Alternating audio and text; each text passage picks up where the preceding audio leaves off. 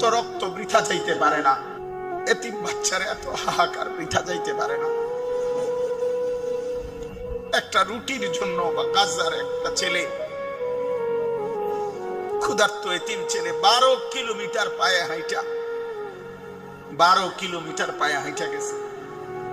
এরপরে যখন একটা রুটি নিছে, দুশ্মনের বুলেটে তার বুকটা ঝাঁচড়া হয়ে গেছে, রুটি হাতে শহীদ হয়ে গেছে, রুটিটা খাইতে পারে না। আমার বিবেক বলছে সেদিন ওই বাচ্চাটা রুটিটা নিয়ে যেন বলছে, আল্লাহ রে আল্লাহ, আমি ছোট মানুষ, আমি শুধু রুটিটা কেমনে খাবো, ঝোলও নাই, তরকারিও নাই, কিচ্ছুই তো নাই, আমি এই শুকনা রুটিটা খাবো কেমনে? আল্লাহ তাআলা যেন বলছে, আচ্ছা ঠিক আছে, আমার কাছে চলে আয়, থাকিস আর দুনিয়া, আমার কাছে আইসা পড়, আমি জান্নাত থেকে তোকে দিয়ে